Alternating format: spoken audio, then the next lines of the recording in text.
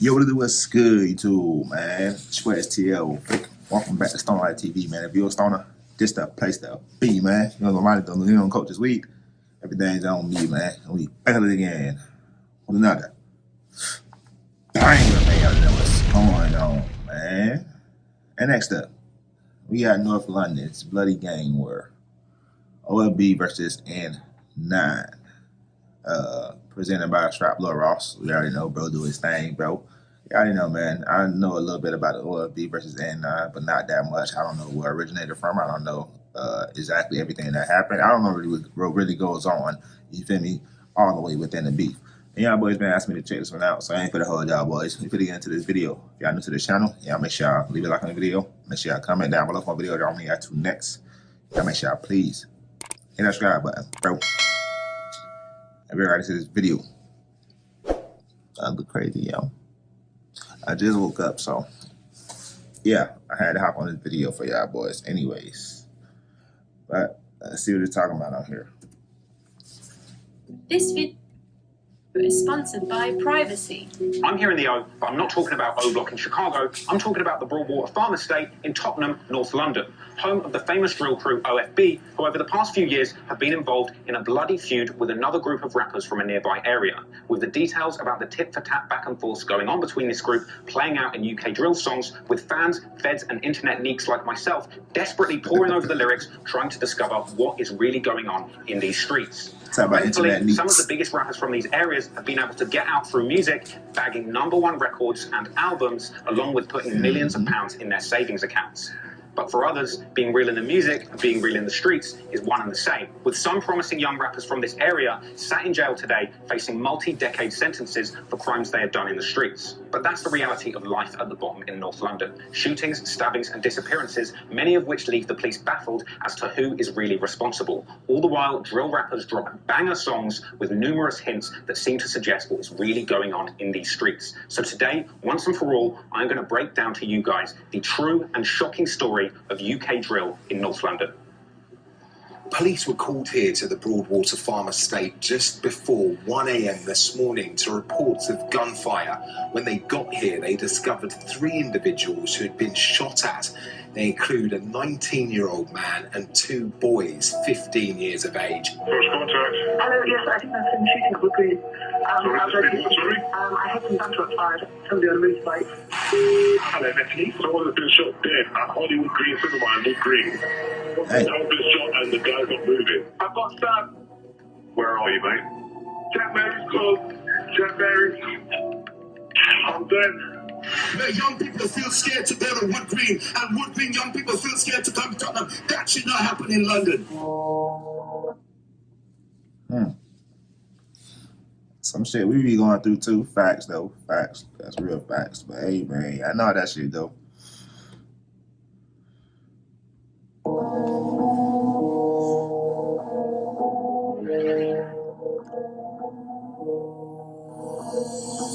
OFB stands for Original Farm Boys. The farm is a reference to the notorious Broadwater Farm Estate, which is based in the N17 postal code. In the 80s, this was one of London's most dangerous estates. And for decades now, gangs have been a well-documented part of life on this estate. This includes the Tottenham Mandem, an infamous crew of Tottenham-based Gs who were being extensively investigated by London's Met Police for decades. Specifically, Operation Trident, the Met Police's specialised unit aiming to tackle gun crime in the black community. But some people might argue that while trying to tackle gun crime in the community, the Met Police maybe committed a few gun crimes of their own. As Tottenham resident and alleged member of the Tottenham Mandem, Mark Duggan, was named by this unit as one of Europe's most dangerous criminals, a few years after the... Hey, Bando's dad was out there sliding no shit, nigga.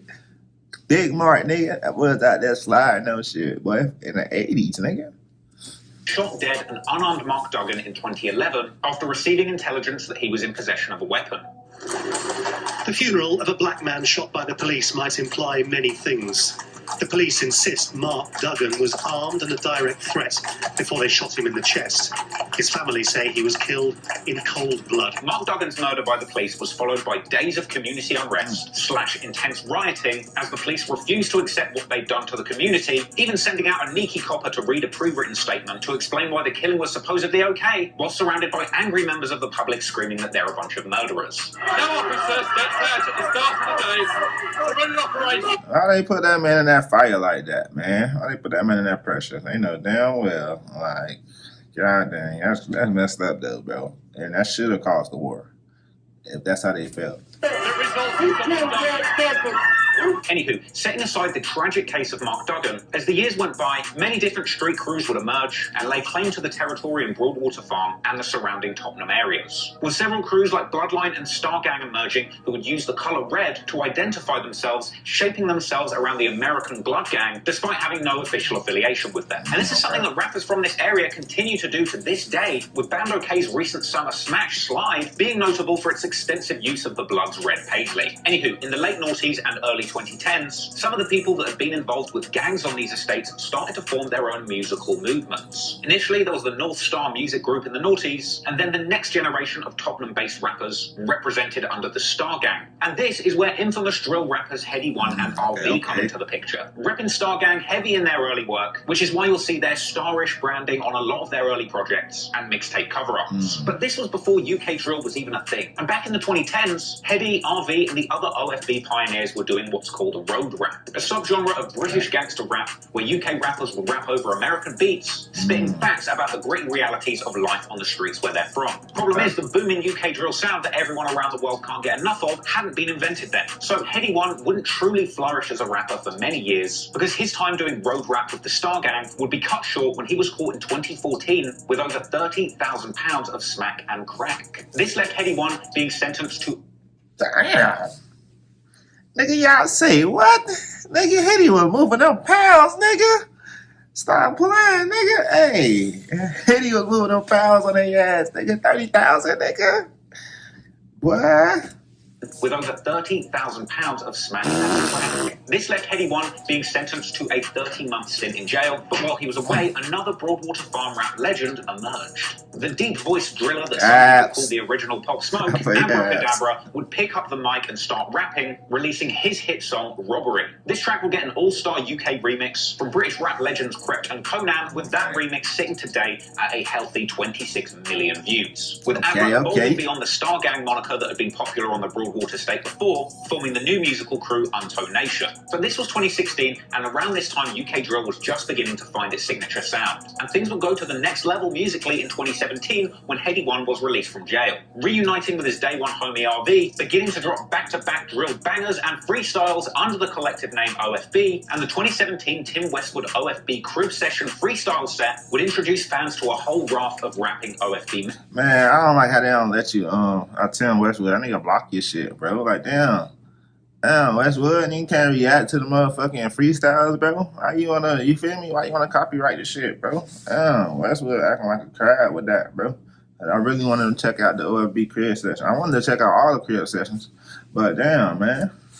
Many of whom would go on to drop classic songs of their own right. This includes people like Low Key and Kush. And waiting in the wings was a lineup of elite teenage drill rappers, just waiting for their opportunity to drop on the mic too. And eventually the world would be introduced to the OFB youngers. People like Boogie B, Band OK, who is actually Mark Duggan's son, Double L's, and SJ. I mean, I swear, I don't know how they keep finding rappers on this estate. It's like Pokemon Gold. I'm out here trying to catch them all. And as time went on, we would see more and more OFB rappers introduced to the public conversation. Ispop, Desi, Trapo, Brad, D-Sap, Axe. I mean, I'm sorry if I've forgotten any of you, but there really is a lot of OFB rappers. And I know that some of the ops like to say OFB has too much rappers, but when they're all this talented, I say hell, keep them coming. But interestingly enough, OFB aren't the only tough guys around Tottenham, as historically, they have been linked to another terrifying group in the area known as NPK, or the Northumberland Park Killers.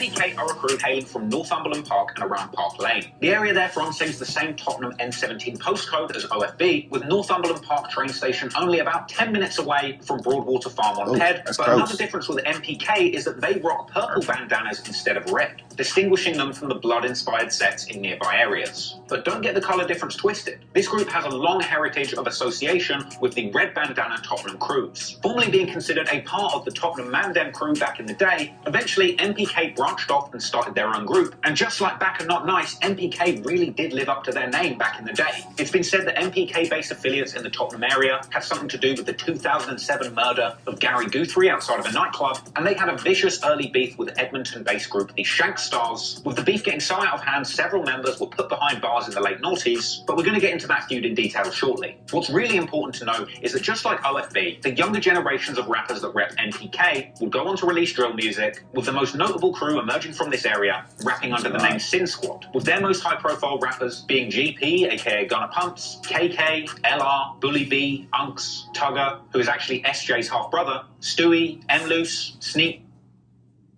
What, for real? That's our brother? Stewie. Wait, KK. I never knew what KK looked like.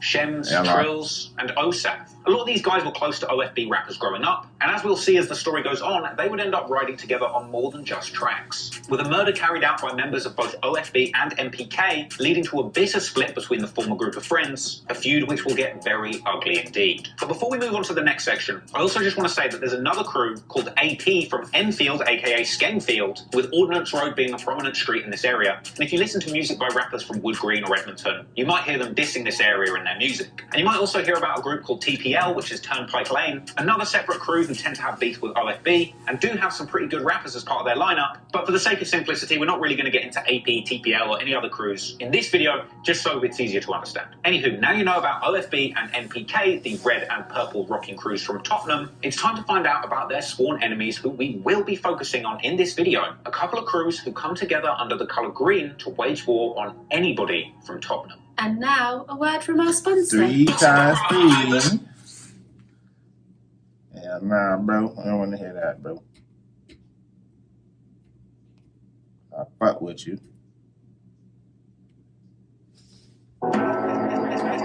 Also around 10 minutes away from Broadwater Farm is an area called Wood Green, and the gang that historically runs things in this area is known as MOB, or Money Over Bitches. The Wood Green mob are based in the N22 postcode, which is why they're also sometimes referred to as the 22 or 22 mob, or just the twos, with the important landmarks in the area being the estates around Commerce Road and the Sky City estate, a strange residential complex in the sky built on top of a Wood Green shopping mall. Wood Green is an area historically much more focused on street activity than music. Originating as the Wood Green firm in the 90s, back in the day the youths in this area were much more interested in robbing than drilling or rapping, with the 2002 Wood Green robbery crew getting hit with heavy sentences after a ruthless mugging campaign in the area, where the court was told members of the gang were willing to pull shanks for as little as £1. And apparently this crack crew of armed robbers was so good at their jobs that it was reported that street crime in the area went down by a whopping 33% after their conviction. Now, the Wood Green mob didn't originally have a feud with groups from Tottenham until the end of the mid-noughties, where a series of tit-for-tat violent clashes saw Wood Green and Tottenham members hating each other. But again, we'll get into that as the story goes on. Ultimately, the young tough guys from Wood Green were pretty fearless and weren't afraid of having beef with anyone no matter where they're from, with the Wood Green mob ending up in violent feuds with crews all over London, including AP from Enfield, 8th from Hornsey, 9th Street, and Hoxton gangs in the N1 postcode, just to name a few. Now, those feuds aren't super important to this story, but there is one big name that is going to be super relevant to what's going to go down in this video, and that name belongs to the infamous Wood Green gang member, Lampz, aka Dip Dan, aka Dipper Dan, a supposedly feared member that put in a lot of work on the streets for the gang. Story goes, Lampz was a Wood Green bully with ops in Tottenham and far beyond, apparently living in fear of him pulling up on their block. And hell, if this footage is anything to go by, it looked like he had the police quaking in their boots too. Shut up, bruv.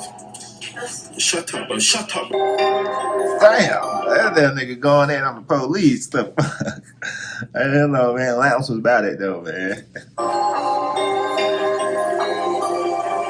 Now, around 25 minutes minutes away from Wood Green, on the other side of Tottenham, is Edmonton Green. Edmonton is in the N9 postcode, with the G's from this area referring to themselves as N9 or the Niners. Not to be confused with another set of Niners over in Homerton, shout out Unknown T. Anyway, there's a whole bunch of different sets coming out of Edmonton, and much like the other crews that we've discussed in this video so far, the Niners' heritage has evolved from other street gangs that ran Edmonton decades ago called the Edmonton Mandem or the Edmonton Fur.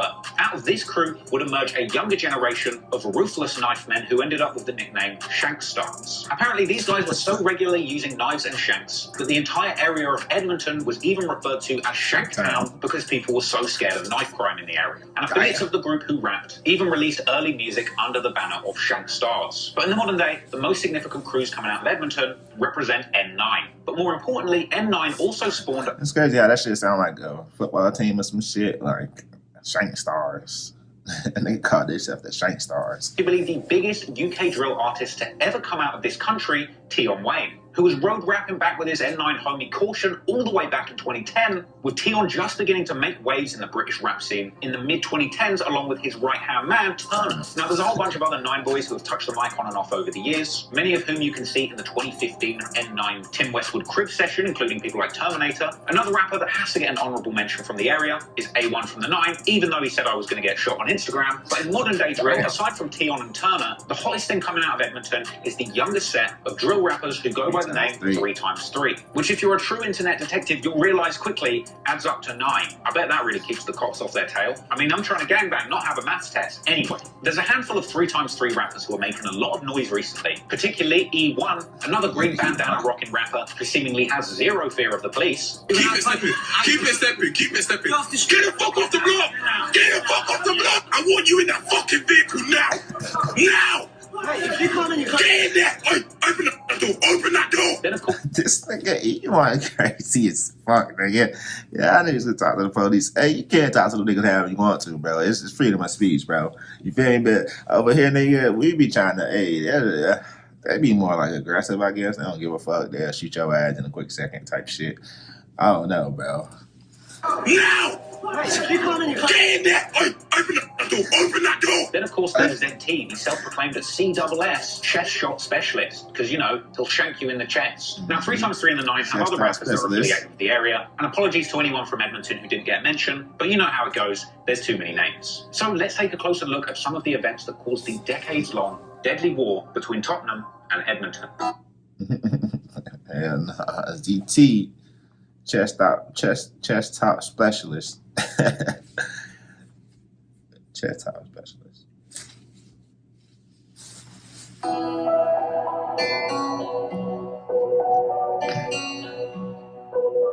So the war between Tottenham and the Greens has been going on for literally decades. And as a result of the violence spilling out on the streets, the feud is very well known to the police. What we do know is there is a long-standing and very violent feud between gangs in Wood Green and a rival gang in the Tottenham area. However, recently with the rise of social media and the popularity of drill music, people on the internet have never been so desperate to find out what's actually going on in the streets between these two warring groups. Many scoreboard videos are floating around the internet claiming to detail the many shootings and stabbings that have gone down between specific members of these groups, usually based on rumours from internet forums, but this isn't that kind of video. Instead today, we're going to be taking an overall look at all of the most serious incidents in these areas that at least made it to the news or social media, following along how the war on the street ended up spawning several rappers from each area who would go on to give detail about the beef in the streets in lyrics of their music. Now, much like we've discussed in videos about the deadly gang wars in Chicago and Jacksonville in the past, this beef started as simply as just teenagers from these two different areas having after-school fistfights back in the early noughties, with these fistfights eventually escalating to knife fights, and unfortunately from there it didn't take long for firearms to enter the mix, and soon the clashes between these two groups would become deadly.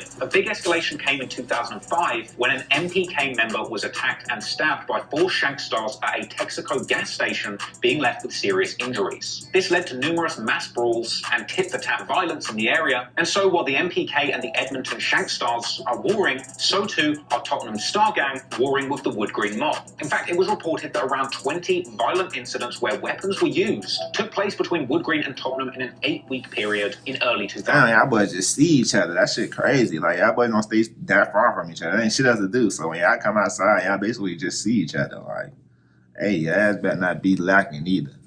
5. This included the shooting of a 17-year-old on Broadwater Farm, 3 shootings in one day in April, and a hit and run on Wood Green High Road that ended up injuring an innocent 8-year-old. With these back and forths leading up to another incident in 2005 where this beef reached deadly new heights. As on May the 1st, 2005, 22-year-old Andre Linton from Tottenham is shot dead at close range after his car was surrounded by 6 youths in Wood Green. Somebody involved in the incident was identified as Jermaine Campbell, who courts were told was a member of Wood Green mob. In fact, the very same person had actually been sentenced to 3 years back in 2002 for being part of that notorious Wood Green mugging squad. And after being found guilty of the murder, he would end up being sentenced to 25 years in prison. Apparently showing no remorse to the very end, coldly taunting his victims in court, winking and making shooting hand gestures towards them from the dock. It's no surprise then that retaliations were seen in the area, with Get Back getting deadly on the 28th of October 2006, when a Wood Green mob affiliate named Jerome Vassell was shot in the head outside of a Wood Green community centre. The shooting which left him brain damage and power. See, that'd be the crazy shit about it, right? Niggas that do a murder. Boom. Nigga from one side, murder nigga from the other side. Boom. This nigga go to jail. Like, all right, you in jail. Nigga, basically, you can't get touched. Basically, you can't get touched. You can, but like, you can't get touched like that in jail type shit.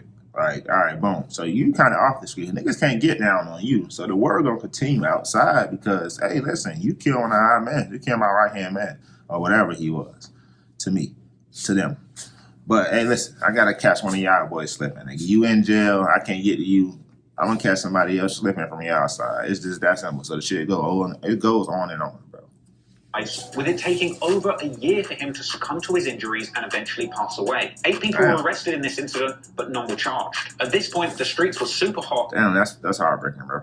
Yeah, that way over a year, like you just going through pain over a year, and then you like pass away after a whole year trying to like get your shit back together, bro. Basically trying to, strengthen back up and stuff. That's crazy. Away. 8 people were arrested in this incident, but none were charged. At this point, the streets were super hot and the beef between these areas was getting serious. And at a certain point, an alliance forms between the Wood Green mob and the Edmonton Shank Stars. And so, stylized in green, Wood Green to Edmonton Green would become known collectively as Green City, with green bandanas signifying alliances between sets that operate in these areas. Suddenly, their beef with the crews in top. I wonder how that shit like came about, though. I wonder did they like meet up? Did like everybody from each side like meet up, or did they just have like 2 big dogs to be like, hey, yeah, we good with them boys, like yeah, our boys, we good with them. Yeah, boys, see them boys, we good. Or they just met up on some shit. Throwing up the red bandanas and NPK rocking purple was looking like some real Bloods and Crips shit, or Grove Street versus the Ballers, actually, if you think about it. In 2007 and 2008, the beef only intensified with more bloody battles between these 2 groups taking place. This included another mass brawl outside of a Texaco, again, of all places. That's why drill rappers are sponsored by petrol stations or something. Anywho, with so much crime and violence spilling into the streets, the battle between Tottenham and Edmonton would eventually reach the police's radar, especially in November 2007, when a massive street fight took place between members of MPK and Shank Stars, where numerous people were left with stab injuries, and the court being told that those responsible went on to rap about the crimes in songs. In the end, the police used DNA evidence to slap heavy sentences on members from both sides,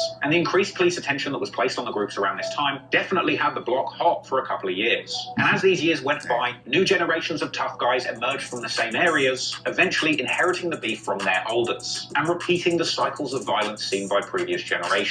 Mass brawls and stabbings in Wood Green continued through 2008, and with police vowing to put a stop to the violence, cops were trying out new techniques of calming things down, including banning people from their own areas to try and stop violence being committed. In fact, the guy from this article who was banned from Wood Green was another early rapper called G Money. Again, this was back in 2009, when UK rap that was about street goings-on was referred to as road rap, and at this point there was way less money or clout in the rap game than there would be later when the UK drill scene had flourished. In fact, bro, how you get banned from your hood type shit? Like, nigga, you can't tell me not to come to my hood. The fuck you gonna be here? Like, how you even know I'm here? You got somebody following me? Like, nigga, how you know that I'm here? Like, how y'all gonna know that I'm here? The fuck? Around this time, many of the young men associated with these areas begun to dabble with music, releasing road raps of their own. Tion Wayne from the Nine was dropping songs, and the future OFB pioneers like Heady One and RV were dropping Wood Green disses recorded on their block. But it would be nearly 10 Damn, who that is? Young as hell. That RV nigga? That Heady One? That nigga's young as hell. like Heady One and RV, were dropping Wood Green disses recorded on their block. But it would be nearly 10 years before rappers from both of these areas would be considered greats. And in that time, there would be an insane amount of bloodshed, as individuals would end up being killed on both sides of this beef, and with details about the goings-on in the dangerous underworld of North London eventually finding its way into those road raps. Of course.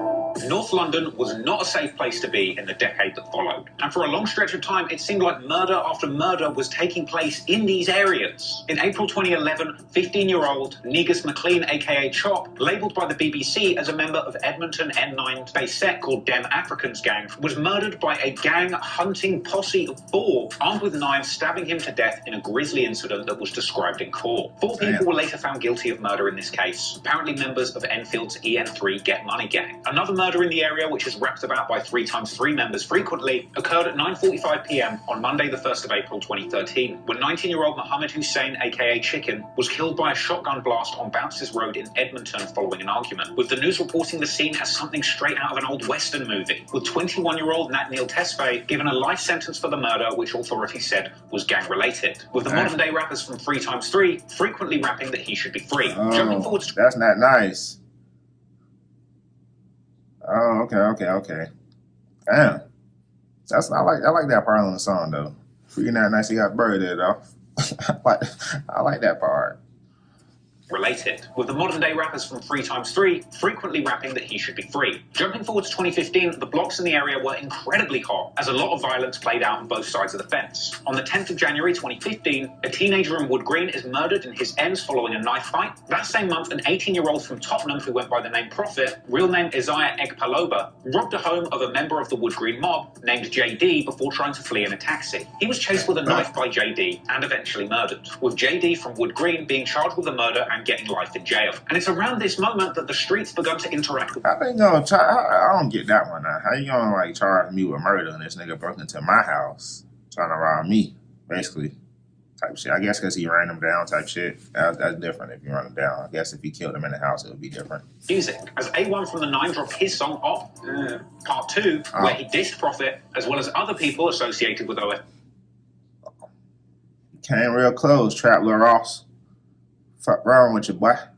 Nah, I'm fucking around. But hey, you did come kind of close, my boy. You ain't even have to say that, You should have just said the word. Song Op, Part 2, where he dissed Prophet, as well as other people associated... Like he wanted to say it so bad.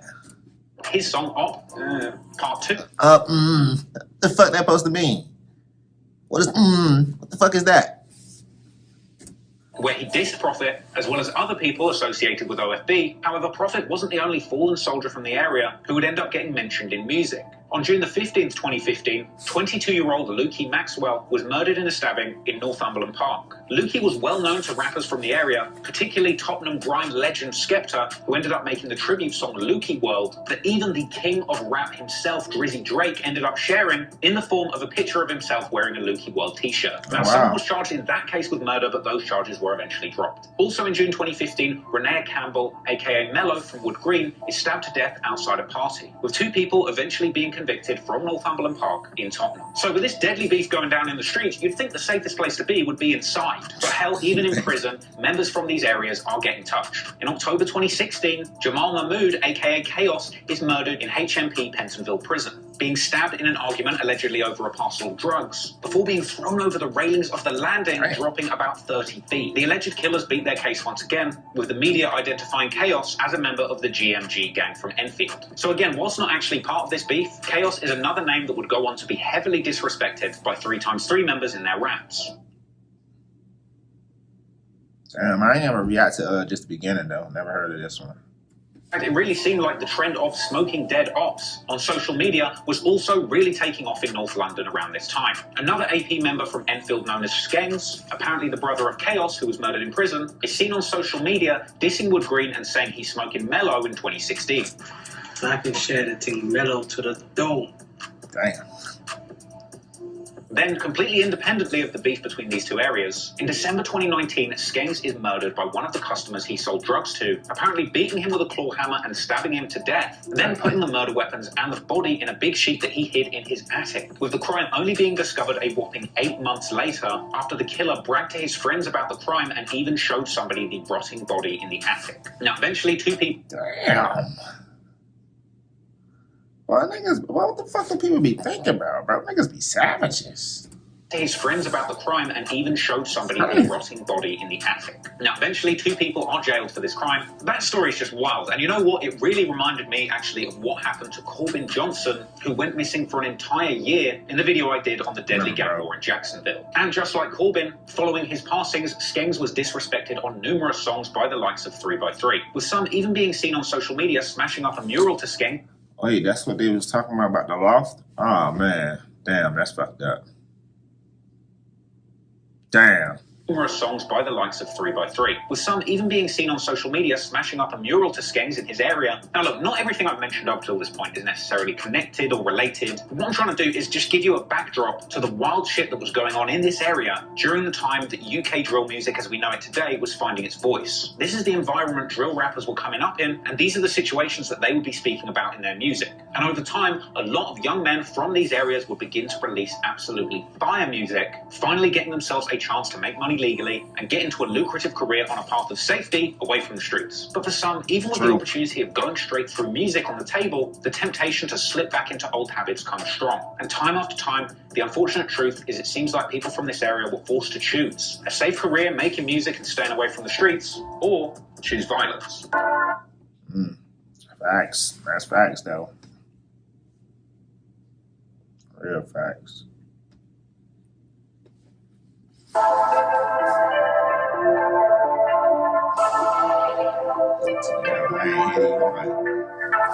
Real niggas. You feel me?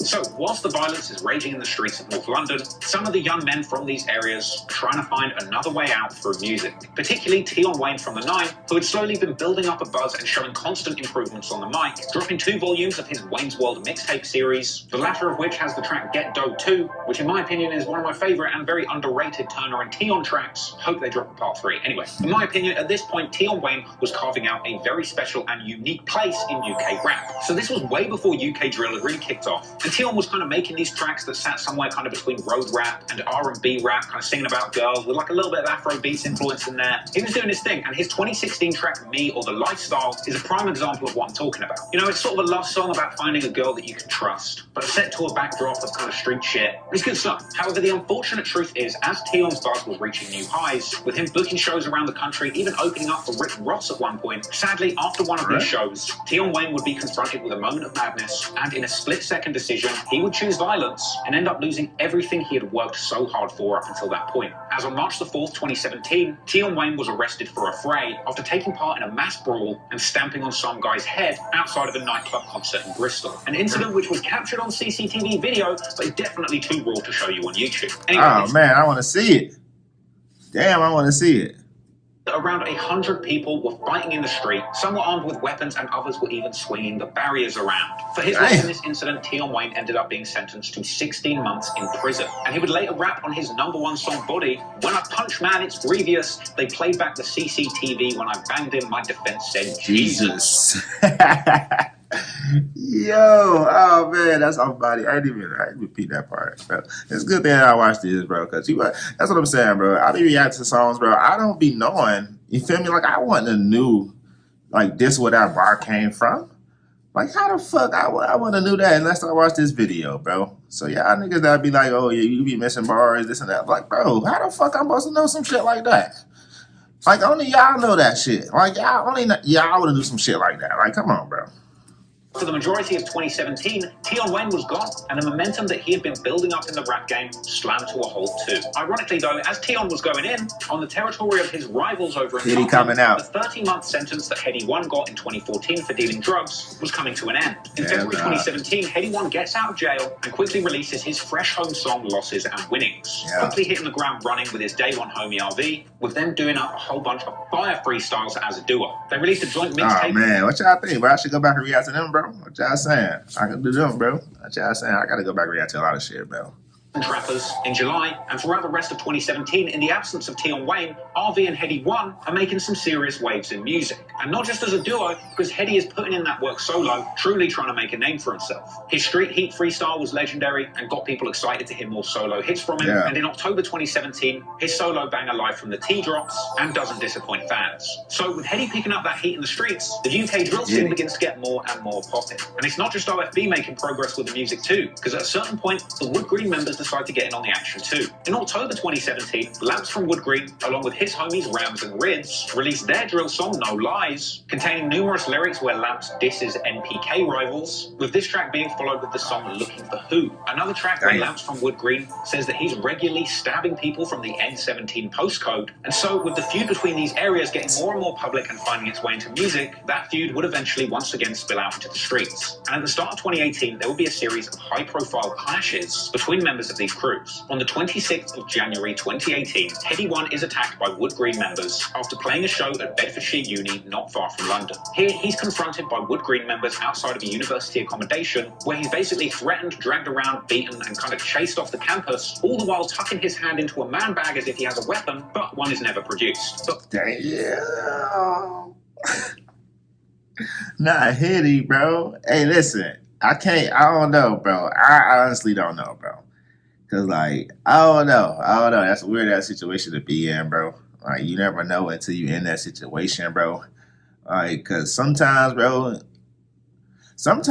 hey, you just got like, sometimes it's some shit you just can't do nothing. And sometimes nigga, it looked like he was cornered off. Feel like that door was locked behind him. Sometimes you just lost, bro. I mean, sometimes you just got, bro. You just got to charge that shit to gang. Hey, I'm finna get my ass beat. But you live to see another day type shit. Like, all right, they call me slipping, boom. Headie One doing this thing right now, though. Like, Headie One right now. Look at this man at, bro. I mean, at least they ain't killed him, man. You feel me? But it's just sometimes, bro, it's just some things you can't even do that. Outside of a university accommodation where he's basically threatened, dragged around, beaten, and kind of chased off the campus, all the while tucking his hand into a man bag as if he has a weapon, but one is never produced. But what's even more shocking than the incident itself is the brazen way those that carried it out filmed the entire thing and posted it up to Snapchat. Once it was up, the footage was circulating quickly amongst the drill community, and people were clowning Headie One heavily for catching what was perceived to be a bad violation. But the disrespect wouldn't last for long, because as Headie One himself said, this L would soon turn into a W, and the very next day a shooting went down in Wood Green, where a 19-year-old man was hit, but he fortunately survived. And in the immediate aftermath of the shooting, OFB member RV is seen dissing the Wood Green ops on Snapchat, seemingly referencing this incident. Apparently even going as far as to drive past the crime scene afterwards, posting a clip on his Snapchat along with some Kermit emojis. Headie also tweeted after this, "Ow, nigga, Nigga said, fuck, nigga. Hey, my boy Headie like, all right, I got jumped, nigga. One of y'all boy finna get touched too. Fuck y'all be. Posting a clip on his Snapchat along with some Kermit emojis. Headie also tweeted after this, saying first half he got set up by a girl, second half excellent finish. I guess suggesting that a point had been scored and that they were even. 3 people were arrested under investigation following this incident, but no one was ever charged. But more importantly, also within a day of this supposed get back, Headie One and RV would jump back on the mic, releasing the biggest drill song of the year, the classic Know Better. The song is all about Headie One basically suggesting that he did indeed have a gun with him that day in the bag, but that he knew better than to pull it out with the ops filming him on Snapchat. Going on to suggest...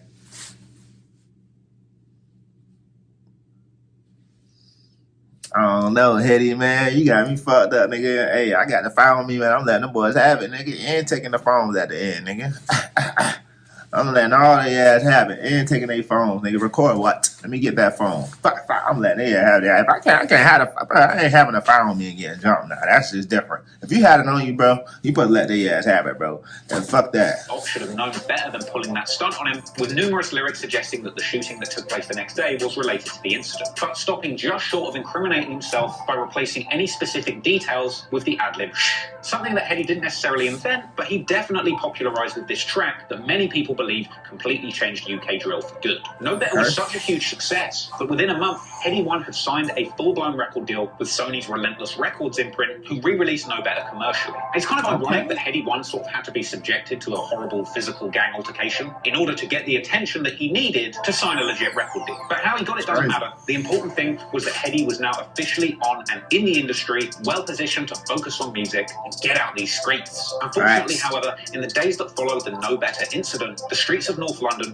would be as hot as ever. And less than a week after this happened, Wood Green members would retaliate, claiming the life of a young man from Tottenham, sparking a violent wave of killings that would go on for years to come. Damn.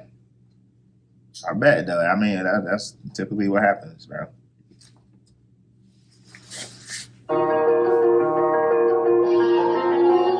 Kobe.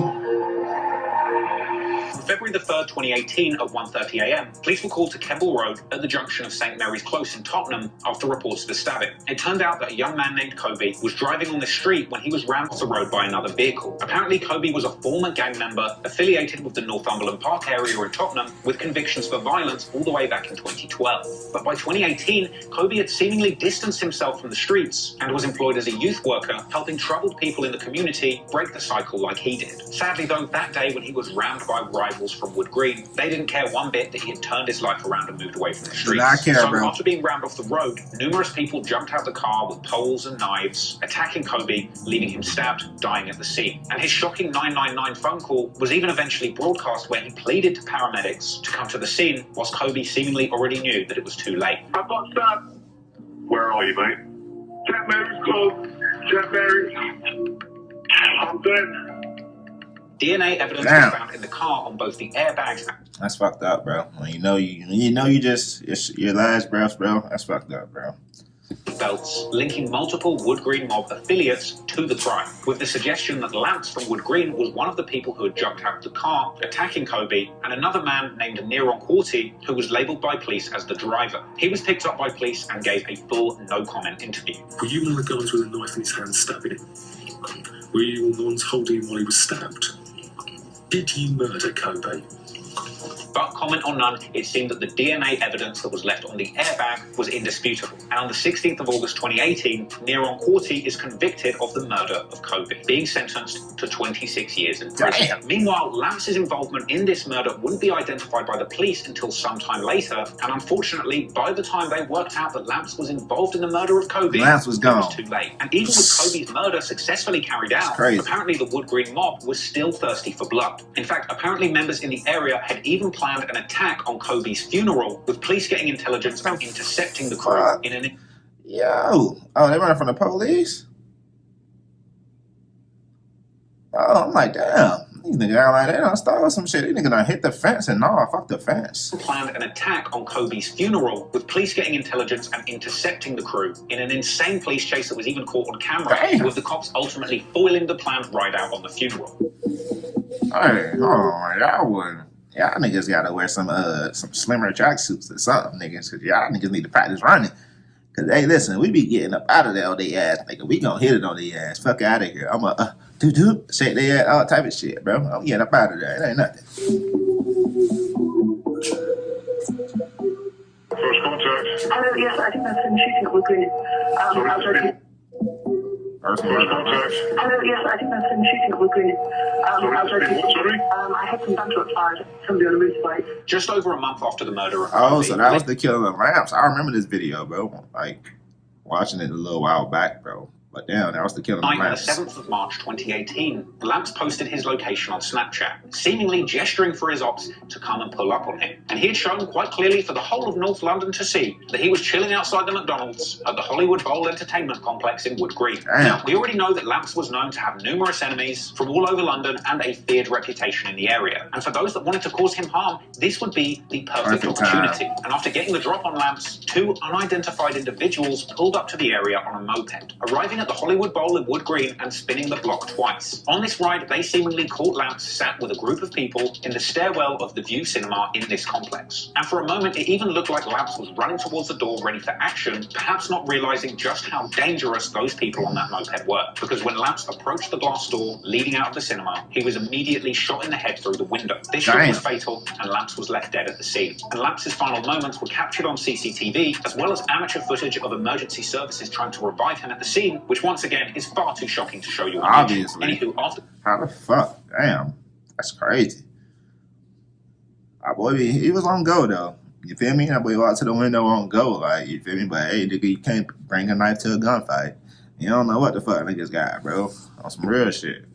shooting, the cinema was taped off and the area was considered the scene of a homicide. But the cops wouldn't have much to go on, because after the drill was done, the shooters immediately fled the scene on that moped without leaving a trace. Them boys did that one right, bro. Whoever that was, hey, them boys did that drill right, bro. No face, no case. On a moped, slid through, no car. Like, hey, it took the moped, a moped easier to burn. Like, nigga, they did that shit so smooth. Police truly baffled as to who committed what looked like the perfect crime. A drive-by shooting from a moving moped with both the shooter and the driver wearing crash helmets, getting a headshot, and then immediately fleeing the scene, leaving no evidence. The killing of Lampz was such a mystery to the Met Police and the public, the case even ended up appearing on the TV crime documentary The Met Policing London, along with the Kobi incident. The following day, the investigation into the shooting of Kelvin Errdayy is picked up by the same team investigating the murder of Kobi Nelson. There is limited opportunities in relation to the identification of the suspects at this time. So, who killed Lampz? Well, despite there being a whole bunch of crackpot theories floating around on Reddit and YouTube, a lot of different people all over London likely wanted Lampz dead. Because as we know, Wood Green and Lampz himself had many beefs all over London, far beyond Tottenham. Fuck Foxton as well, yeah? A beef hurt me. To this day, the crime remains unsolved. And even though Reddit detectives have several theories on who might have been responsible, there really isn't anything truly conclusive. And if there was, trust me, the cops will be on it before Reddit or me. But regardless of whether or not they even had anything to do with this crime, simply because of the ongoing feud between the two areas, following the killing of Lampz, Tottenham rappers would put the utmost disrespect on his name. KK from MPK posted a picture of the unfixed door from the crime scene, talking about the killing of Lampz on Bonham like it was goddamn Chirac. Yeah, man, them niggas still ain't fixed that shit, boy. And they still trying to re-up on the customers on phone and grid. RV from OFB drove past with the caption, "Ha ha." Abracadabra was later seen posting a snap at what appeared to be Lampz's gravesite. And beyond the ops, even young drill fans on the internet. No way. Not apps. That boy savage, bro. Snap at what appeared to be Lampz's grave.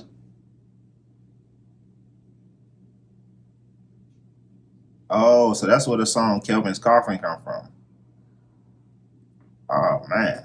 With the caption, "Ha ha." Abracadabra was later seen posting a snap at what appeared to be Lampz's gravesite. And beyond the ops, even young drill fans on the internet were showing disrespect, with some going as far as to recreate the Lampz murder on GTA 5, reusing the original 999 audio recordings from the scene of the crime.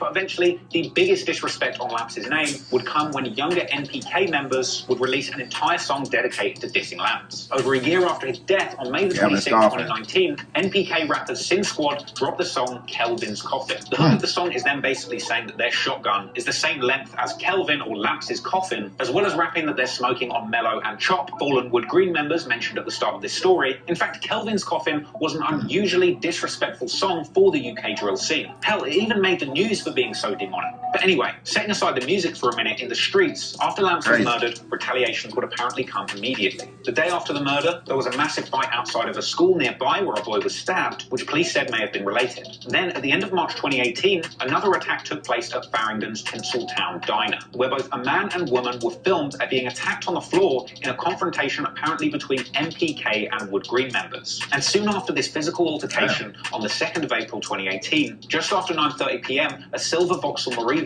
pulls up at Chalgrove Road, just around the corner from Northumberland Park Station, where shots are fired from a .32 caliber handgun in a drive-by shooting, apparently targeting an MPK member, but unfortunately the bullets didn't hit their intended target, instead hitting a teenage girl in the chest, leaving her dead at the scene. The victim was 17-year-old Tanisha Melbourne, a young girl from the Tottenham area who had been seen in the past on social media with rappers from OFB and MPK. No one was ever charged for this murder, despite the burned-out car used for the drill being found in nearby Barnet only a few days later. And following the incident, people were talking about it on social media, even hashtagging NPK, with the media suggesting that all these events were linked together as part of the ongoing war between these two gangs. And so, with seemingly innocent 17-year-olds ending up dead in drive-by shootings, at this point, the violence is so bad that local community activists are demonstrating and calling for change. Where young people feel scared to go to Wood Green, and Wood Green young people feel scared to come to Tottenham, that should not happen in London. That's true. It's over here in Facts. Facts. Real.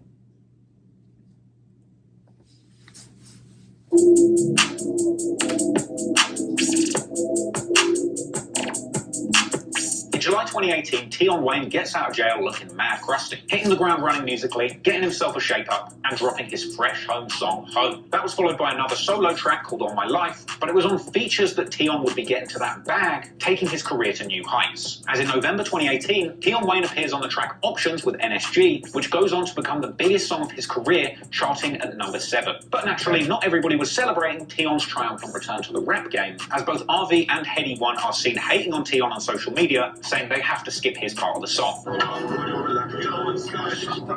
But in all fairness, there really wasn't anything to be jealous of when it came to Tion Wayne, because in the time he'd been locked up, Headie One had moved on to bigger things, signing his record deal and dropping big projects like his The One mixtape, spawning the classic drill anthem Golden Boot, along with his previous hit No Better, and that was followed up by his The 1-2 project, which had more big hits like Banter on Me and Brony, and with big songs doing numbers amongst the fans, Headie would continue to make moves in the industry, doing headline shows, and ending the year with the big drop of his song Of Course. Easing into Headie turned up, bro. I ain't gonna lie, nigga. Headie turned up for real, bro. I fuck with Headie, bro. 2019 was the biggest drop of his career to date, the track 1800 along with Dave that dropped on the 3rd of January 2019. This is a song that's been... Never react to that shit, but I gotta react to it, y'all boys. I never reacted to it. What the fuck did I just press?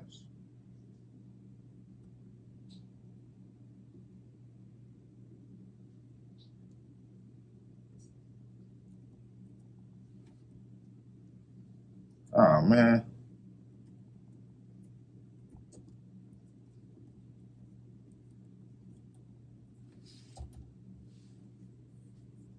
What the fuck did I just press?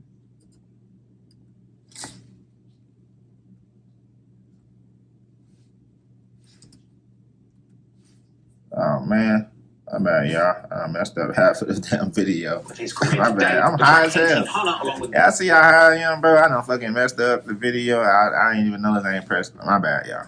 That dropped on the 3rd of January 2019. This is a song that's basically all about paying £1,800 for a rusty shotgun to use on your ops. And the song includes lines about riding through the 9 with skanks, aka guns. But in reality, by this point, Headie One was far from chopping ops at the farm block and more copping lamb chops from the farm shop. Because 1800 with Dave ended up going 5 on the UK singles charts, really representing Headie One's commercial breakthrough moment. Nearly a year on from being ambushed and attacked on camera by ops outside of his show at a university, Headie One is landing top 5 hits on the charts and truly making a name for himself in the mainstream music industry. And so whilst Headie was headed for greatness and setting the template for the younger generation of OFB, on February the 4th, 2018, the song Brocket will drop, introducing the world to some of the younger generation of OFB rappers, including Bando K, Double L's, and Boogie B. And soon there would be another big name joining that lineup, SJ, who would appear on the Farm Block anthem and the UK version of King Von's Took Her to the O, Bad B on the Niz, which released on October the 2nd, 2018. This was the first big hit featuring the OFB younger trio, Bando K, Double L's, and SJ, with this track becoming an instant classic in the area, and SJ himself suggesting that ever since that song dropped, he's had the bad bees all over him. So finally, the youngers growing up on this estate had something to focus on. With these songs, they were building a legal form of income through music, giving them something else to focus on outside of their activity in the streets. But unfortunately, some of them would remain a little too close to the streets to take advantage of the opportunities that the rap game would soon offer. Because only a few weeks after the song Brocket was released, on February the 18th, 2018, a 19-year-old named Lewis Blackman, aka Dotty,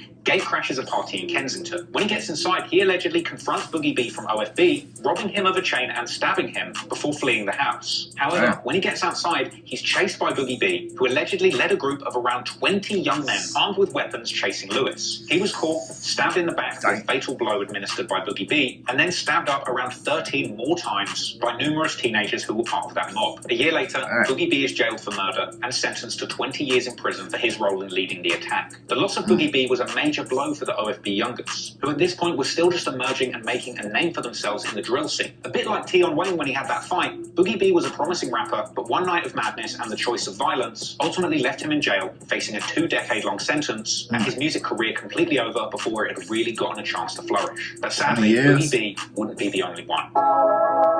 SJ. On January the 12th, 2019, a triple stabbing takes place after a confrontation between young men from N9 and members from OFB and MPK in the 4th Street McDonald's near Wood Green. And it was rumoured that SJ from OFB was involved in this incident. 3 men were stabbed, and the CCTV of the entire fight inside the McDonald's leaked, which again is way too shocking to show you on YouTube. But anyway, with this kind of shit going down, it's safe to say that the beef between crews from Tottenham and Green City is truly frying. And the hatred between these two groups has of course made its way to drill music, and by this point at the start of 2019, Bando K, SJ and Double L's have become the hottest trio in drill music.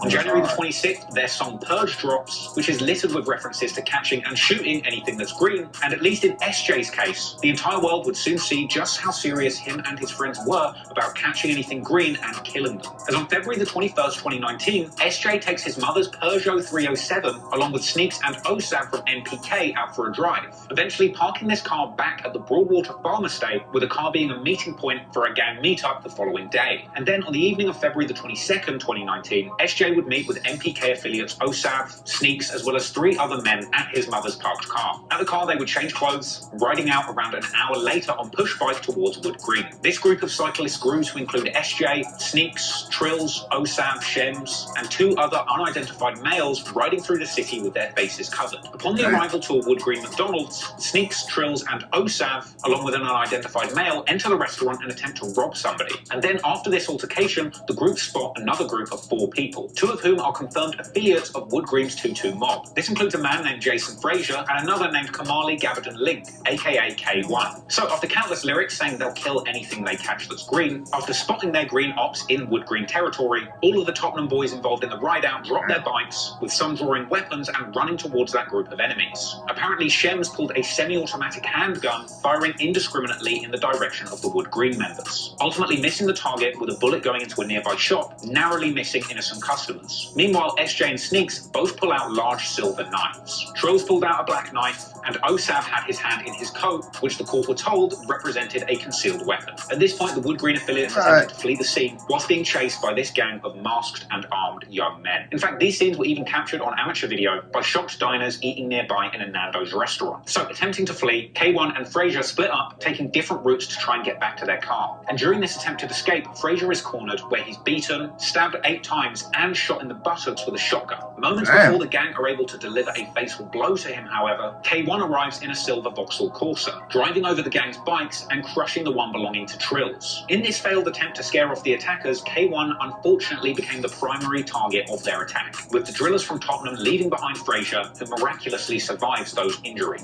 So at this point, everybody is running towards K1 in the Vauxhall Corsa that he's driving, with Shems raising a handgun ready to fire at the car, and K1 trying to spin around the car, but ultimately being trapped between 2 other parked vehicles.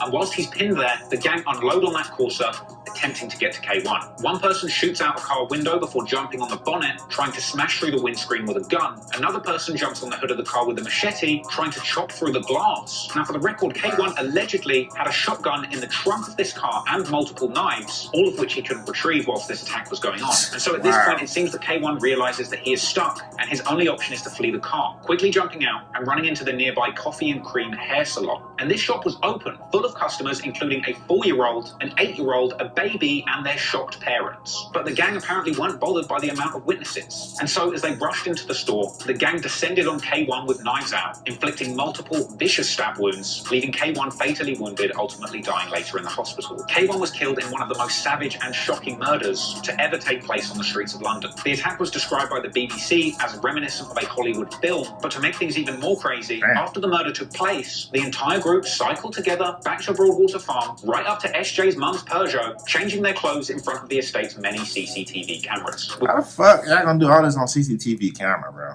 Yeah, how y'all niggas don't know, bro? Alright, come on, bro. Alright, come on, bro.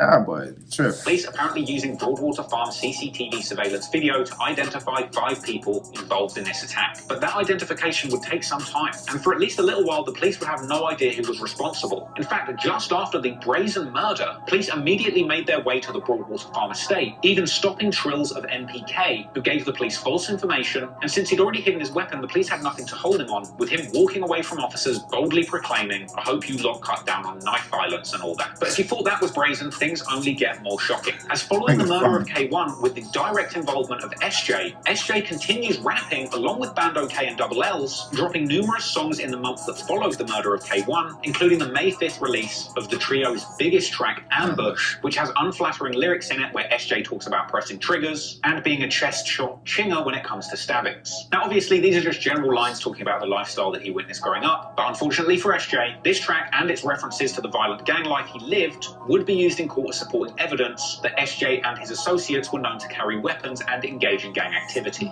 But Ambush was really one of the more tame examples, because there were numerous examples of SJ and other members dropping lyrics that seemed to reference the killing of K1. K-Wiz my risen hell, fuck karate, street fighting joke. The worst of it really came out during the OFB Youngers crib session with Tim Westwood. Double L's is dropping... Bruh, that one was crazy, bro. I'm mad that didn't let that one go up for y'all boys, man. That one was crazy, bro. I did, like, yeah, that one was crazy. About raising the crime rate in the N22 area. Jay went on to diss Lampz numerous times too, and the MPK Youngers were also there to drop some incredibly disrespectful lyrics as well. In fact, some of them were so offensive they ended up being censored or taken out of the final version that was posted to YouTube, but because a lot of these lyrics are in other songs or freestyles, it's pretty easy to find out what they were saying. Like MPK Tugger referencing the crew's involvement in the 4th Street stabbing outside of McDonald's at the start of 2019, as well as another brazen line that also appears in Kelvin's coffin, saying, "Something got tanned in the 9, my mum's like, oh no, what happened? I said you're late on news, the gang's just done a quadruple stabbing." Yeah. This was seemingly a reference to a 2018 incident where 4 men were stabbed in Edmonton following a car crash, with the authorities linking it to a triple drive-by that occurred only 24 hours before, where a 22-year-old man and a 16-year-old boy were both injured by a shotgun blast in a minicab. Madness. But one of the most shocking lines that had also appeared on the Sin Squad song Anti-Green saw MPK members mentioning Y-Dot, who is allegedly a relative of K1, saying that he's suicidal and that they're going to shoot him in the face, with Tugger going on to rap lyrics that were also used in MPK's True Story Part 2, where they mocked Y-Dot for apparently being depressed about K1's murder, with the final incriminating line being delivered by Sneaks, who was quite literally there for the K1 murder, saying, "Anything green get bun, Lampz got put in a spliff, and K1 got put in a blunt." Well, this wasn't a great look. By the 21st of April, Trills and Shems of MPK had been arrested. Then on May the 16th, 2019, it's revealed that SJ has also been arrested for murder only days after their Westwood crib session is recorded, with the final suspects being OSAV and Sneaks, who were arrested on the 10th of July. And what's weird is that even facing a murder charge, SJ didn't even attempt to keep a low profile. On June the 2nd, he drops his track Youngest in Charge from jail, which included lines dissing his ops from 3x3, E1 and ZT for just starting to rap, with them having only recently dropped their first proper disrespectful track, Just the Beginning, in May 2019. And in Youngest in Charge, SJ also drops lyrics about spotting ops and taking them out, and dissing Lampz again. Funnily enough, it was later revealed that whilst SJ was sitting in prison awaiting his murder trial, he was apparently offered a £150,000 record deal off the strength of these tracks he was releasing from prison. Anywho, with the overwhelming amount of actual evidence that the authorities had on SJ and the MPK crew, it's no surprise then that in December 2019, SJ is found guilty. I show you how fucked up the game is, nigga. They still offer this man a record deal, bro. Facing trial for murder, nigga. It's crazy.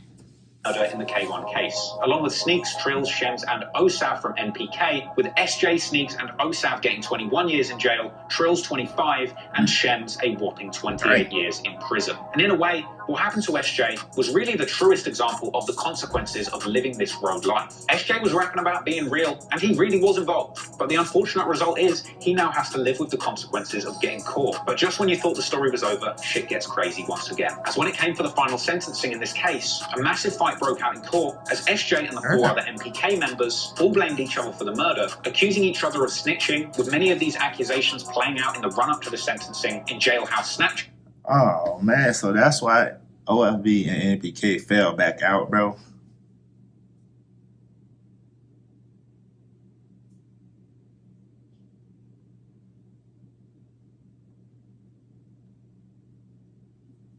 Damn.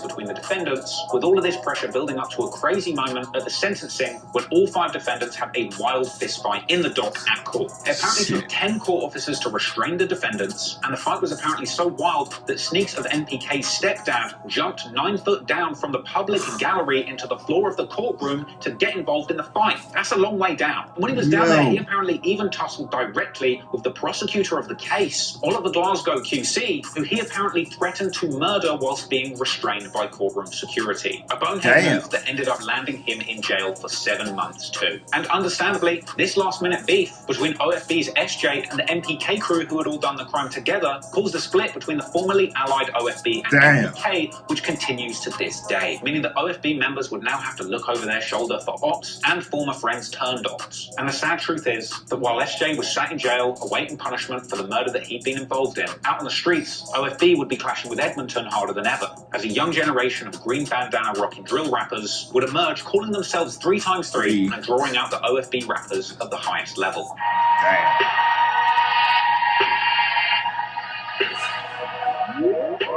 Despite the fact that by mid-2019, Tion Wayne had become a bona fide rap star with 4... Prefer a bag of fun. That's fine, press pop. or charting songs under his belt, he clearly was still in touch with the streets. Because on June the 17th, 2019, Kush from OFB was caught on camera at a set of traffic lights by Tion Wayne, who filmed him doing the dash, cutting through a red light to escape. Come on the car! Come on the car, where you going? Come look at these guys, bro. Hey, look at you, look. After this, Kush replied in a video, not looking particularly shaken up by the incident. I'm sitting in the fucking traffic. I'm looking at my phone. Then I've seen a man run up behind like my car. He's running up behind me and hit me. Gone to my driver's side. But then he's got his phone out. He's like, come out the car, come out the car. I've looked at him. I've looked to the left. I'm seeing another youth running up next to me. Then I've looked back at him. That's when he tried to put the video from me. Look back at him. Yeah, man, I've just put my little signs in a cut. However, other OFB affiliates woke up to the footage and weren't too happy. RV at Tion Wayne saying, when I saw you, you said you ain't got beef with a man down. From here, we'd see the likes of RB and A1 from the 9 going back and forth on Twitter, and clearly people from all sides were nervous being out public and armed, with the beef raging on, with this being the very month that a viral clip circulated of Bando K seen tweaking after a fan snuck up on him from behind. And even those at the very top of the group didn't feel like they could be safe out in public without being armed. Because that same month, on the 25th of June 2019, Headie One is caught with a knife after a traffic stop where he ran from the police. He fortunately makes bail so he can play Glastonbury and release his new album, but he is later jailed for possession of that knife at the very height of his career. So between catching that case and going to jail, Headie One releases his commercial mixtape Music and Road, which is a runaway success, peaking at number 5 in the UK albums charts and containing his hit solo song Both, which landed at number 13 on the singles charts. With both of these projects cementing Headie One's place as one of the true goats of the drill scene. But while Headie's going commercial and making music that represents an evolution away from the street activity he was formerly known for, in contrast, Farm Block's top driller RV is still on smoke, releasing his excellent Savage EP, which is just drill bangers back to back. Definitely go and check that out if you haven't. And the project itself happens to contain another smasher of a song, Crep Shop,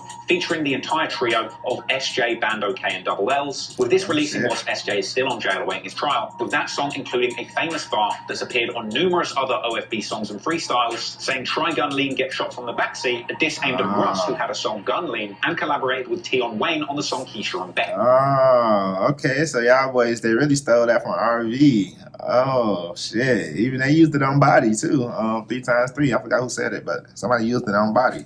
In fact, from here, numerous OFB youngers would release tracks where they went at Tion Wayne calling him a joker or a muppet, but the N9 and the 3x3 boys clearly weren't taking this lightly. As I mentioned previously, much to the disappointment of SJ, in May 2019, the 3x3 youngers E1 and ZT released their breakout track Just the Beginning, which was littered with disses towards Tottenham. And by September 2019, 3x3 was spotted on social media recording their own Tim Westwood crib session. And you know these get super grimy. In fact, the 3x3 crib session was quickly taken down for harassment and bullying. And that's because it had so many disrespectful lyrics in it. Like lines from the 3x3 song No Cap, where they say they smoke Kobi, lines from Just the Beginning saying they're smoking numerous people, and the disrespect in the music is soon accompanied by disrespect on the streets too. On September 17, 2019, there's a shooting at Kenny's Barbers in Wood Green. RV posts up a snap of him at the location laughing. Now that post goes a lot deeper than you might think. Nigga, RV crazy, bro.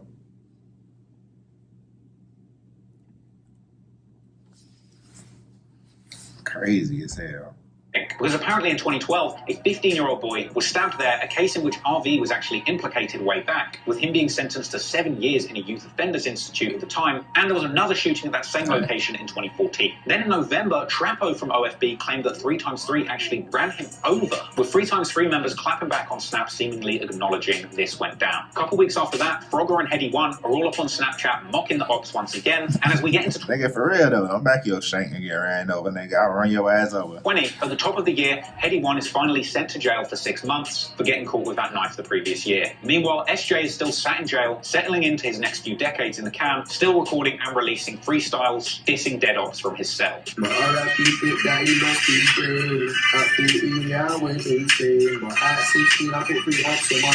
Speaking of which, the split between OFB and NPK that happened after the courtroom fight ended up reaching the streets in February 2020 when NPK members allegedly attacked OFB members with knives, once again in a hair salon, an incident that was caught on video and once again way too shocking to show you on YouTube. And so while Heady One is sat in jail at the top of 2020 after being caught with a knife, Tion Wayne is just going from strength to strength after his appearance on that NSG single Options. By May 2020, he had racked up a whopping 7 entries on the UK singles charts, including Bally with Swams and Keisha and Becky with Russ, at which point he would pop up on a track with the leader of the most feared gang in all of Watford, the Sidemen, appearing on the tune Houdini with KSI that charted at number 6, and then the track I Don't Know with Stormzy and Dutch Belly that hit number 7. Basically, Tion Wayne was on a roll, everything he touched turned to gold, and clearly the ops weren't going to be happy about this. In July 2020, when Tion Wayne is spotted in the studio with Birmingham rapper Mist, RV pipes up on Twitter dissing them both, with Tion clapping back, saying, "Lol, you're so selective, it's embarrassing, laughing face. You're a big man, keep it on the roads and stop tweeting. Fix your career and your bank account before you come on here trying to be a comedian, you waste man.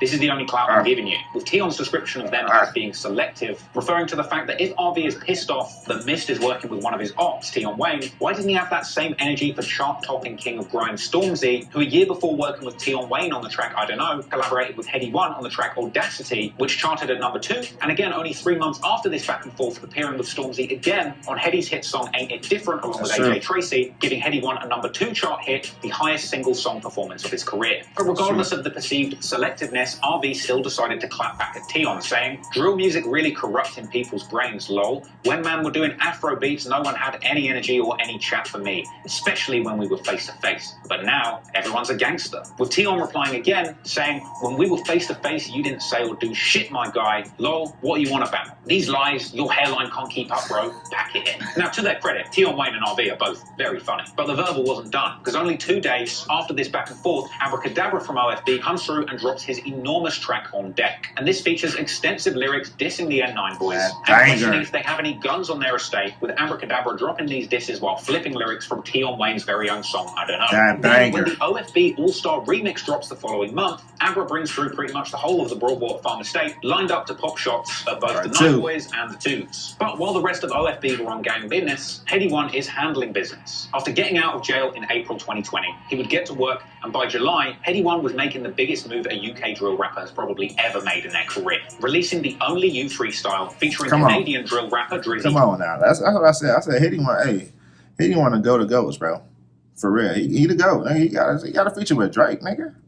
Taking Heady One's reputation to a whole new level internationally. In my opinion, Heady One completely washed Drake on this track, even though Drake's verse was very, very good. And hell, it sounds like Drake agrees with me, because around the time of the release of the song, I ain't gonna lie, Heady did eat that bitch though. Heady ate on that bitch though, for real. I'm out to say that Heady One is the best drill artist in the world. The Only You freestyle hit number 5 in the UK singles charts and charted at numerous other countries internationally. But most people that heard the track probably didn't even realise what Heady was even talking about. The song has lines mentioning Boogie B's murder case, and the song ends on a lyric where Heady basically says that he's trying to give guns to his youngers because the beef in his area is on, and they're straight up Tootsie sliding for the trying to stop sliding. Heady wasn't lying about the beef, right? Because literally only 3 days after his Only You freestyle drops, there's a triple shooting on the Broadwater Farm estate. Police were called here to the Broadwater Farm estate just before 1 a.m. this morning to reports of gunfire. When they got here, they discovered 3 individuals who'd been shot at. Now, the police are keen to trace a car that was used in the shooting. Now, it's believed that An Indian groups would occur on October the 8th, 2020, when Ispot from OFB is stabbed in the eye on a train by 3 teenagers armed with machetes, apparently one of whom was as young as 14 years old. There's a lot of rumours about exactly who was involved in this, which I don't want to spread, but it has been suggested that those involved might have had ties to both 3x3 and NPK, with the fact that both 3x3 and NPK members posted on social media mocking the situation after it happened. Apparently, the 3 teens responsible have been charged with attempted murder along with lesser charges, and it had even been said on the news that the individual attacked had been left blind in one eye. It would take a few months for Ispot to actually come out and address this situation personally, eventually revealing on Snapchat that he was indeed stabbed near his right eye and in his hand in an unfair 3-on-1 fight, with him suggesting that those responsible had gone on to say that Ispot had stabbed them first in court. Get the fuck out of here. Hell nah, that's crazy. We're now closing in on the conclusion of this story, but not before getting to one of the craziest things to happen as part of this feud. As we get into 2020, the back and forth between OFB and the Greens of N9 and 3x3 is as active as ever. And in November of 2020, rappers from both OFB and the 9 are spotted on social media cooling out in Dubai. And while they're out there, Turner and Tion are seen posted up at a club saying that the ops know where to find them. Let's talk about be safe, yeah? Listen, fucking turn it up out here. Listen, the real deal, YouTube gangster, internet killer. You see me, big times, yeah? I only got one thing to say, yeah? Hold on. Look at the green. Look at the yellow. Aye, one thing to say, yeah? Niggas know where we was gonna be for 2 days. Yeah. And niggas not pull up. They don't smoke about be safe, bro. You niggas be safe. This led to Bando K responding on social media, saying that the Niners aren't really with it. My guys need to stop the bad boy chat, man. Especially you know they're not with it, man. Stop it.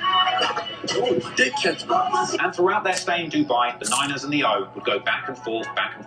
Tion posted that they all look up to him. Bando replied saying him and Heady 1 are outside in Dubai. Heady piped up saying social media is killing his people. And at a certain point, the disrespect got turned up to a whole other level when the OFB guys started mocking Turner from the 9 for a recording of him apparently crying over a girl. No comment on that one, Turner. But Turner clapped back, saying that it's these guys always initiating beef with him and that he just responds. But this international social media spat eventually came to a head in a violent and the most inappropriate fashion, because who would have thought that these two warring crews from North London gang sets would find themselves together on the same flight? Around this time, amateur video began to surface depicting Tion Wayne and Heady 1 in a physical confrontation on board a flight set at Dubai, where apparently a drink was thrown, followed by Tion Wayne taking what looked like a full swing punch at Heady 1, but thankfully missed / was absorbed by everybody's favourite grow house robber, Morrison. Look him up in your own time. Anywho, whilst Tion is swinging on Heady, Turner is having a scrap with Desi on the other side of the plane, with Desi seemingly armed with a plastic shank that you would use to chef up an in-flight meal. Now, the short clips that circulated from this incident didn't really tell the entire story, but they sure did set the internet on fire with a raft of hilarious memes that followed. Once again,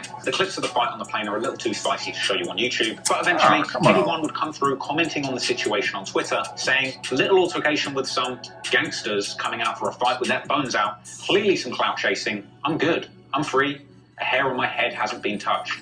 I'm having dinner, steady. To which Tion Wayne clapped back on Twitter himself saying, lol, oh, you were internet boy now. Disappointing. Before the phones came out, I bust your boy's face. You lot were running back to the kitchen. Man didn't even back out no phone. Man replied to his boy bleeding by dashing Fanta, which is a soft drink in the UK. And here he is tweeting, these guys always fool in the public, no real heart. Man called me a clout chaser. I've been airing these guys. They've been saying my name in their songs every second. Even the ones I don't know. I'm out. Desi from OFB replied to this saying, that was some dead wokhouse scrap. He means prison house. You weren't even on it, and your friend that's 28 years old was waving his camera, screaming around like some gal. With Desi going on to say, you yourself, when Heady told you, look at your friend waving the camera, well, we're supposed to get it cracking. You looked back and didn't say a thing. I saw in your eyes the disappointment. Don't come here and cap for the net. Anywho, after the fight, some of the OFB boys, including Frogger and Heady 1, were seen still in Dubai, I assume after having been removed from the plane, and as some rumours said, having been arrested and put in jail for a brief period. Bro, don't listen to everything you hear. My man's warming that now. Bow. Who took a violation, bro? What's man talking about? Man are talking shit, bro. Man are lucky that we weren't all there, innit? What, man see a two, man. Turner's there screaming, showing his just trying to snap video like Desi didn't fly kick him. Brother, come on, bro. You're getting fly kicked by a 19-year-old or a big 26, 27-year-old man. Like, what's man talking about, bro? Everyone's just chatting bare shit. And then what? I'm seeing all you people trying to post up. You lot are... Yeah, I know you shoot. Turner, you was just a video, man. And everyone's getting excited. Man, I'm trying to say, Eddie, the Desi head bus, this, that. Bruv, where's the bus head? Where's the bus head? Come on, man, just check their shit, fam. However, in spite of claims that they've been to jail, Brogger made a post seemingly suggesting that they had gotten out, with Bando K later posting snaps of him leaving the country, confirming that he had been to jail and that he would have stayed in Dubai if they hadn't locked him up, so fuck this place for a while. Going on to suggest that he was actually due to be there next week, but he's probably never coming back, possibly related to an outstanding legal issue because of this fight. With Bando out here looking like he was kind of doing the race like some sort of Arabic TK. Tion Wayne also posted saying no one's been arrested, and Turner managed to flip the situation into a W very quickly, slapping together a song and a video about the situation called Flight Mode. Yeah. Fortunately, no one was hurt in this exchange, but it was yet another reason for these two constantly warring sides to continue beefing and having public issues with each other. And that would continue on in music as we get to 2021, which is of course the year that Tion Wayne takes over the entire rap game. I did like Megan Thee Stallion. That motherfucking body, nigga. Body went crazy. You already know body went crazy. One of the many complex and intertwined beats of North London gang warfare are still raging. Following the split after the fight between SJ... I did like Megan Thee Stallion. You already know what it was, nigga. That shit went crazy, bro. Definitely turned the game around. Jay and the MPK members in court, MPK pull up on the Broadwater farm blocks, filming music videos at iconic beef locations in an attempt to disrespect their former friends. Putting purple MPK bandanas on the sign, something that 3x3 had apparently done before. As well as going as far to go and film in front of that Nando's in Wood Green, where witnesses filmed SJ and MPK members running away from the K1 murders holding knives. They also went to the spot where Lampz got shot and Edmonton Green Station. This ended up being the music video for their track Exposing Ops 2.0, which was quickly taken down from YouTube for inciting violence. And this is kind of no surprise, seeing as the lyrics of the song had Sneaks claiming that he gave SJ a black eye in that courtroom fight. They say that they're FBK or farm block killers, and even seeming to claim responsibility for the Ispol eye stabbing incident. But while the ops are going low, at least Heady 1 is going high. On the 12th of February 2021, Heady finally releases his debut studio album Edna, which goes #1 in the UK album charts. This must have been a huge point of Edna was crazy, yo. That let me know how good that man really is. Like, Edna is crazy, bro. I still want to that shit. Heady, especially considering the fact that the album was named after his deceased mother, Edna, who sadly didn't get to enjoy her son's success. To me, this really is the moment that Heady 1 proved to himself and the entire world that he is far more than just a drill rapper. He is a true artist who evolved, moved forward, and clearly has what it takes to survive in the modern music industry. But sadly, whilst his youngers, Bando K and Double L's, were still pushing forward with the music, by 2021, holding a whopping 5 chart entries, including their protest song BLM with Abracadabra, but sadly they were still being targeted in the street. On the 8th of May, 2021, a massive brawl and stabbing goes down inside of one of London's most famous and historical department stores, Selfridges. It's unclear exactly what went down. A knife is pulled, a mannequin is thrown, and Bando K and Ispot are seen in the altercation, which was caught on camera. Again, too violent to show you on YouTube. 8 people are arrested, including Bando K, who fortunately gets out quickly and posts up on Snapchat. Funnily enough, their ops over in the 9 are having a very different time of things in 2021. Because in March, Tion Wayne drops another collaboration with Russ, the song Body, that is an instant classic. Tion Wayne's Body ends up going to #1 in the UK singles charts, becoming the very first drill song in history to go #1 in this country. That's the kind of body I like to see drill rappers catching. Of course, the Daily Mail will trashing them, saying a gangland drill song has gone #1, oh how bad that is. But hell, if they thought Tion Wayne having a #1 song about doing grievous bodily harm to your ops and swinging a shank at the pagans was bad, wait until they hear the remix. Because a little while after Body dropped, in a last-minute dash to pick up more spins to secure that #1 spot, Tion Wayne dropped an all-star remix to the song Body. Now, this remix was mainly overshadowed by the big-time debut of RD, aka H, with elocution lessons, dropping bars about shagging girls sans condoms. Another highlight of this remix was Fabio Foreign's appearance, popping up like he's on some kind of New York UK drill exchange program, and embarrassing our whole country by using his 8-bar verse on the biggest song in UK drill history to reference a fictional UK driller. That he did. That nigga low-key did fuck up the song with that shit, though. I was like, what? You did not just say your man's not hot, nigga. Hell nah. using his 8-bar verse on the biggest song in UK drill history to reference a fictional UK driller, Roadman Shaq. You know, man's not hot. Nice one, Fabi. But of course, the real Grease came from the real G's, with Tion bringing through the 3x3 rappers E1 and ZT, who appeared on the remix giving a healthy dose of street credentials and disrespect for the ops. Using the track to rebuff OFB's frequently used claim, any Ting Green get bun, saying it's a cap because no one from 3x3 has been shot. Surely you'd think that after bagging a #1 hit song, Tion Wayne had truly gone clear. He wouldn't ever need to gangbang or throw up a green flag ever again, right? Well, a little while after Body topped the charts, Tion Wayne was actually spotted out with a tank. Some people thought Tion Wayne had used some sort of GTA cheat code, spawning a tank and perhaps unlimited ammo, to finally put an end to this beef once and for all. And it was a smart time to do it, because Tion had made sure that he had already 100%ed the music industry before using cheats. Jokes aside though, it turned out that this big old green tank was actually just a prop for the music video of Tion Wayne's new single, Wow. With this releasing on the 3rd of June, the music video was looking like a straight-up Grove Street block party, with Tion bringing through the whole 9 and a whole lot of green, I assume as another massive taunt to his rivals. Combine that with lyrics about ops struggling on the O and not being able to defend their block, Young G shooting up north, and even ending the song by saying the whole 9's confused when he says free SJ, an apparent reference to the fact that both OFB and 3x3 both have incarcerated rappers that go by the name SJ. So, this is where the story ends. Okay. See, that's why I got it confused too. Okay. I'm here at the Hollywood Bowl in Wood Green, the location where Lampz was murdered. He was only 19 when he was killed, and he had his whole life ahead of him, only a couple of years younger than the likes of K1 and Kobi. Take that along with the fact that Boogie B and SJ from OFB was sentenced to decades in prison before they had even turned 18. Just going to show you that the road life is truly a dead end. Thankfully, the likes of Tion Wayne and Heady One were able to get out of this difficult environment with #1 records to their names and millions of pounds in the bank. I just wish that the people involved in this feud could set things aside and let each other live. But then again, when there's been this much bloodshed, it's hard to imagine that everyone involved will just let things go. I know a lot of people look up to the drill rappers that we've discussed in this story, but the reality behind those lyrics isn't fun or exciting. It's actually very sad, heartbreaking, and filled with loss. So if there's one takeaway I want to give you from this video, is that you shouldn't convince yourself that you're a fan of the streets or the drills or the gangs, but really just be a fan of the music